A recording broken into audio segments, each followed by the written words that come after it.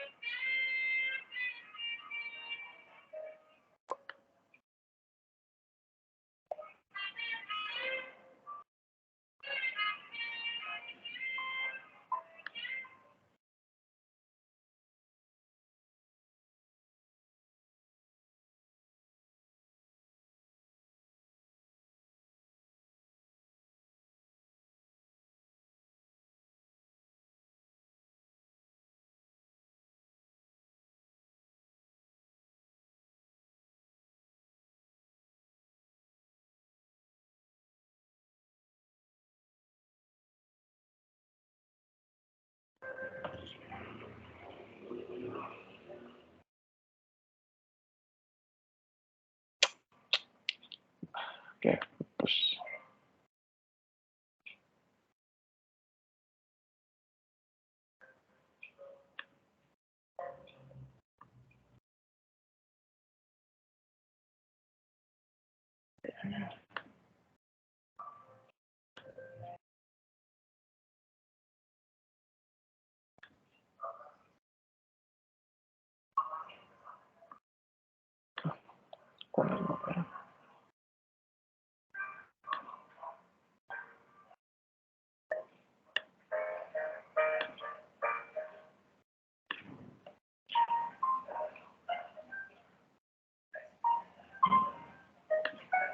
Udah muncul, Pak. Sebentar. Iya, udah, silakan. Agak diperbesar sedikit. Ya, sudah, Pak. Cukup. Ya, udah, silakan disampaikan.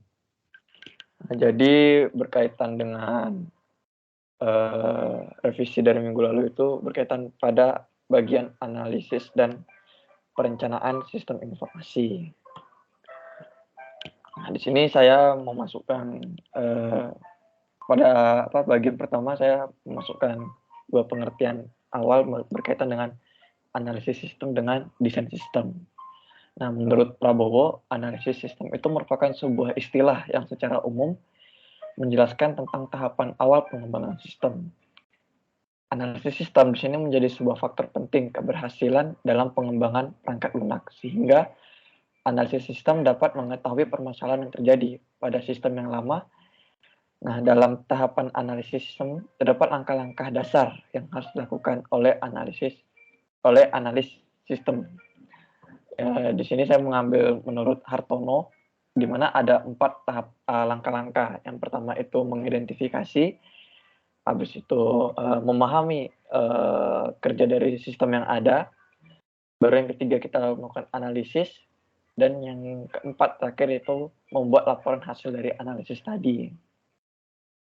Nah, menurut Prabowo, ketika melakukan pengembangan suatu perangkat lunak atau sistem, analisis itu tidak dapat terlepas dari tahapan desain sistem.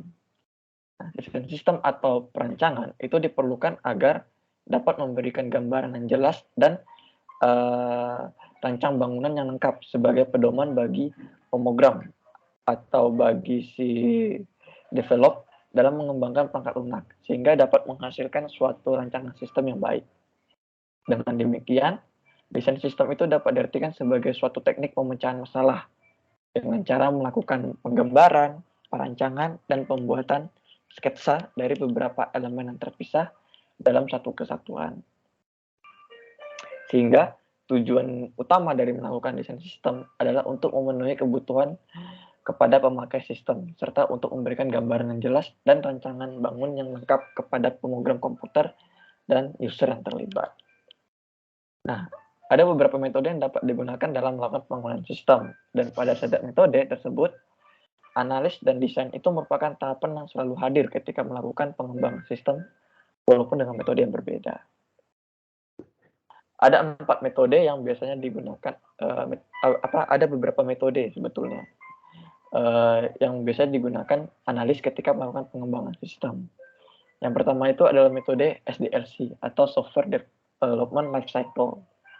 Menurut Prabowo, SDLC itu merupakan proses pembuatan dan pengubahan sistem serta model dan metodologi yang digunakan untuk mengembangkan sistem. Salah satu metode dalam SDLC itu sering dijumpai adalah waterfall. SDLC itu merupakan metode sistematis dari satu tahap ke tahap lain. Jadi seperti air terjun, atau disebut sebagai waterfall. Sehingga dapat disimpulkan bahwa metode ini tuh merupakan suatu metode di mana pengerjaannya itu harus dilakukan secara berurutan dan dimulai dari tahap perencanaan, pemodelan, implementasi, pengujian, dan pemeliharaan. Nah, berikut tahapan-tahapan metode SDLC yang saya ambil dari Prabowo. Yang pertama itu feasibility study atau studi kelayakan. Nah, tujuan utama dari tahap ini itu adalah untuk menentukan apakah layak secara finansial dan teknis dalam pengembangan sistem yang akan dikembangkan. Yang kedua adalah analisis dan spesifikasi kebutuhan. Tujuan pada tahap ini adalah untuk memahami kebutuhan atau permintaan yang sesuai dari pelanggan dan mendokumentasikannya dengan benar. Pada umumnya, di tahap ini itu pengumpulan data dengan wawancara langsung kepada pengguna atau kepada pelanggan dan pemangku kepentingan lainnya. Yang ketiga adalah desain.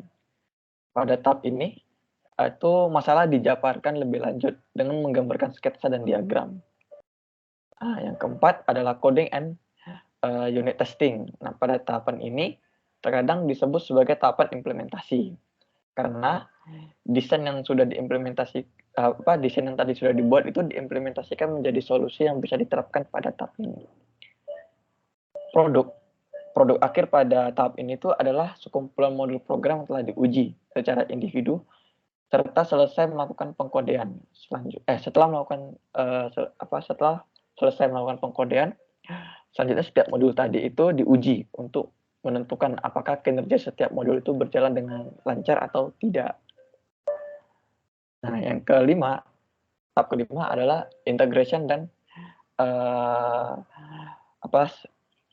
pengujian sistem. Integrasi berbagai modul yang dilakukan setelah proses penerjemahan ke dalam bahasa pemrograman dan setiap unit modul diuji secara individu setelah selesai dilakukan. Nah, yang terakhir itu adalah perawatan atau maintenance. Perawatan itu dilakukan ketika ditemukannya kerusakan pada perangkat lunak atau perubahan atau mungkin ada peningkatan perangkat lunak yang diminta oleh pelanggan. Nah, ada beberapa keuntungan yang diperoleh ketika menggunakan metode SDLC ini. Namun, kita tidak dapat memungkiri bahwa dengan adanya keuntungan tersebut akan diseimbangkan dengan kelemahan. Nah, berikut keuntungan yang menurut Prabowo. Yang pertama itu, metode SDLC adalah metode yang sangat sederhana dan mudah dimengerti, dan setiap tahap dalam metode itu didefinisikan dengan jelas. Yang kedua, itu prosesnya lebih terstruktur, sehingga membuat kualitas sistem yang dikembangkan itu baik dan tetap terjaga. Yang ketiga, pada penjadwalan model ini juga menjadi lebih menentu, karena jadwal setiap proses dapat ditentukan secara pasti, sehingga dapat dilihat dengan jelas target penyelesaian pengembangan program. Keuntungan yang keempat, model ini itu merupakan jenis model yang bersifat dokumen lengkap, sehingga proses pemeliharaannya itu dapat dilakukan dengan mudah. Yang kelima, model ini tuh bekerja dengan baik untuk proyek kecil. Nah, kekurangannya menurut Prabowo, yang pertama itu model SDLC itu bersifat kaku. Kenapa model ini bersifat kaku? Karena jika terdapat kekurangan proses atau prosedur dari tahap sebelumnya, maka tahapan pengembangan itu harus dilakukan mulai dari awal lagi, sehingga akan memakan waktu dan biaya yang lebih banyak. Terus tidak ada umpan balik atau feedback, terus sulit untuk mengakomodasi permintaan perubahan. Nah, model ini tuh mengasumsikan bahwa setiap tahapan itu berjalan dengan benar. Tapi sebenarnya persyaratan pelanggan itu terus berubah seiring waktu, sehingga sulit untuk mengakomodasi permintaan perubahan apapun setelah fase spesifikasi persyaratan selesai. Dan yang terakhir itu tidak ada fase yang tumpang tindih. Nah, model kedua yang biasa sering digunakan itu adalah model prototyping. Nah, menurut Prabowo, prototyping itu merupakan metode pengembangan sistem yang menggunakan pendekatan untuk membuat suatu sistem dengan cepat dan bertahap, sehingga segera dapat dievaluasi oleh user atau pengguna. Nah, metode ini itu merevolusi metode pengembangan atau pembuatan perangkat lunak yang lama, yaitu sistem sekuensial yang biasa dikenal dengan metode waterfall. Nah, pada metode ini itu dasar pemikirannya adalah membuat prototipe secara cepat, secepat mungkin, bahkan dalam waktu semalam. Lalu memperoleh umpan balik dari pengguna yang akan memungkinkan prototipe tersebut diperbaiki kembali dengan cepat. Pada penerapannya, prototipe itu dapat diterapkan pada pengembangan sistem kecil atau besar, dengan harapan agar proses pengembangan dapat berjalan dengan baik, tertata, dan selesai tepat waktu. Nah, ini pada gambar 3.1 ini merupakan model prototyping yang terdiri dari komunikasi, quick plan, quick design, prototype construction, dan delivery and feedback. Nah, pada bagian komunikasi, tahap ini tuh merupakan tahap awal sebelum melakukan pekerjaan teknis. Tahap ini merupakan tahap yang penting bagi pengembang atau developer untuk berkomunikasi dan berkolaborasi dengan pelanggan atau perusahaan. Pada umumnya, hal yang diperbincangkan pada tahap ini tuh adalah berkaitan dengan pelayanan atau hal apa saja sih yang diperlukan oleh user atau pihak yang berkepentingan untuk mendukung sistem yang akan dikembangkan. Nah, yang ketiga itu adalah quick plan. Pada tahap ini itu adalah perancangan yang dilakukan terhadap aplikasi yang akan dibuat atau terhadap sistem yang akan dibuat. Perancangan ini tuh dilakukan dengan mencari garis besar dari sistem. Jadi sistem yang mau dibuat itu secara garis besar tuh mau seperti apa. Nah, yang ketiga adalah prototype construction. Pada tahap sebelumnya, pada 2 tahap sebelum itu kan membahas mengenai permasalahan dan peralatan yang akan digunakan. Nah, pada tahap ini itu akan menjelaskan rancangan tentang perangkat lunak yang akan dibangun atau membuat sketsa. Pertama harus membuat suatu model agar dapat memahami kebutuhan sistem tersebut, dan kemudian desain yang dibuat itu harus sesuai agar mencapai kebutuhan yang diminta. Nah, barulah pada tahap keempat yaitu construction, itu dilakukan pengembangan atau pengkodean sistem berdasarkan rancangan yang telah dibuat. Jika sudah selesai, maka pengujian harus langsung dilakukan untuk meminimalisir kesalahan-kesalahan dalam coding. Dan yang terakhir adalah definisi dan feedback. Pada tahap ini, ya Pak? Ya, terus. Oke, pada tahap ini, program yang telah dibuat itu dilakukan pengujian untuk menguji fungsionalitas dari sistem yang dibuat. Nah, sistem itu nanti akan dikirim dan akan dikirim kepada pengguna atau user, dan selanjutnya pengguna atau user tersebut akan memberikan umpan balik atau feedback kepada sistem dalam melakukan evaluasi jika diperlukan. Nah, seperti metode SDLC tadi, metode prototype ini juga ada kelebihan dan kekurangannya. Gini aja, ini kan sudah ya, kamu sudah menanya sudah, nanti saya kira tidak perlu langsung aja ke yang lainnya. Apa yang terakhir saya minta selain ini jadwal kan kelihatannya ya. Metode apa yang mau digunakan dan alasan apa? Kamu pilih apa berarti? Prototype. Oke, prototype. Ya sudah, nggak apa-apa. Nanti kan alasannya ada. Lalu berikutnya apa yang? Metodologi penelitian. Oke, sudah ada ya. Cuman teknik. kalau di metode penelitian deskriptif itu metode analisisnya aku masih bingung. Itu jadi metodologi penelitian itu isinya apa? Begini. Kamu itu kan ini yang kamu lakukan itu namanya, tapi nggak usah ditulis ya. Sebentar.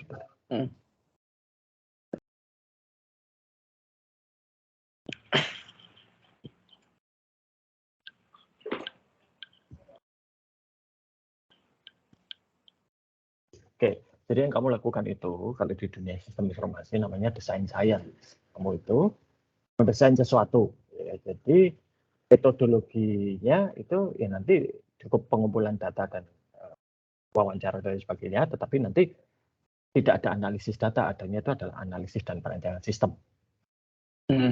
Oh, Itu, siap, Pak. ya. Jadi metode analisis dan perancangan sistemnya itu adalah menggunakan prototype. Gitu aja, itu sudah betul ini sebetulnya. Ya. Oh, baik, Pak. Saya kira ini cukup ya, Anom. Nanti siap, gini Pak. aja. Untuk ujian akhir, ya itu kamu tinggal mengumpul. Jadi gini, ini kamu nanti rapikan, kamu cek Turnitinnya, ya. Oh iya. 25% ya. Kamu rapikan, kamu perbaiki, kamu cek kalau ada kesalahan, lalu kamu uji Turnitin, ya. Kalau misalnya belum sampai masih di atas 25, ya jangan 25% lah, untuk kamu 30% saja nggak apa-apa. Makasih, Pak. Nah, Pak. soalnya ini kan proposal ya. Jadi 30%. Kalau masih di atas 30%, kamu bisa coba, nanti akan ada petunjuknya. Kamu sudah pernah lihat belum hasil tes Turnitin? Pernah, Pak. Oke, jadi kan ada ya, mana-mana yang banyak sekali kemiripan. Nah, itu kalimat-kalimatnya satu bisa kamu parafrase, kamu ganti kalimatnya, atau bisa kamu beri referensi. Baik. Ya, jadi itu nanti semoga bisa di bawah 30. Nah, kalau sudah rapi, sudah Turnitin, nanti proposal final dan hasil Turnitinmu itu kamu unggah ke situs kuliah sesuai jadwal ujian. Nah, itu di situs kuliah sudah saya set jadwal unggahnya itu 24 jam sebelum sebelum ujian dimulai. Jadi misalnya ujiannya itu besok jam 10 ya, itu sudah saya buka hari ini jam 10. Jadi setidaknya ada waktu 26 jam bagi kamu untuk mengunggah proposal final dan hasil Turnitin. Itu. Jadi dua itu nanti harus diunggah, dan setelah itu ya sudah selesai kita. Satu hal ya, kesan saya, apa yang kamu lakukan itu sampai saat ini bagus. Ya. Hanya kalau saya boleh memberikan catatan, itu adalah pada saat kamu presentasi, atau kamu membicarakan apa yang sudah kamu kerjakan, itu kamu cenderung agak terburu-buru dan sering kehabisan nafas. Oh iya. Dan suaramu itu kemudian menghilang kalau kamu sudah kehabisan nafas. Ya, Pak. Ya itu bisa dilatih. Tetapi begini, kalau menurut saya tidak usah terburu-buru, gitu ya. Lalu juga ada baiknya kalau kamu melatih dulu, gitu ya, apa yang akan dipresentasikan sehingga tidak terkesan seperti dikejar-kejar orang, gitu kan. Nah, kamu juga bisa berlatih untuk pernapasan. Nah, mengapa kalau kamu itu bicara dengan pelan-pelan, maksudnya tidak lambat sekali gitu ya, tapi lebih lambat daripada cara bicaramu yang normal, itu kamu punya kesempatan untuk tarik nafas. Dan dengan ini juga menjaga supaya suaramu itu tidak keras lemah begitu ya. Kadang-kadang itu ada beberapa titik di mana kamu itu bicara tapi saya tidak bisa menangkap apa yang kamu katakan secara detail ya. Tapi kemudian ketika melihat secara keseluruhan saya paham gitu. Nah ini mungkin ini harus latihan gitu ya. Dan menurut saya gitu ya, ya saya tidak keberatan sih. Tetapi kalau yang namanya presentasi itu mungkin ya ini membahas ini ya. Tapi kamu siapkan poin-poinnya dan kamu latih. Gitu. Ya. Oke, itu saja sih catatan saya ya. Dan saya kira ini sudah cukup. Nanti tinggal versi final dan Turnitinnya saja yang kamu unggah. Baik, Pak. Itu, Anom. Ya. Kamu nanti kena kurikulum baru semester depan, sudah tahu ya. Oke, jadi nanti itu tinggal ada konversi dan lain sebagainya. Semoga tidak menghambat penyelesaian studimu. Mestinya tidak, gitu ya. Tapi nanti coba kita lihat, dan kalau memang ada masalah bisa dikonsultasikan ke Prodi. Oke, itu Anom ya. Saya tunggu nanti laporan final dan Turnitinnya, dan selamat ujian akhir ya, semoga hasilnya baik dan studimu selanjutnya bisa lancar. Itu ya. Baik, Pak. Oke, selamat siang. Baik, Pak.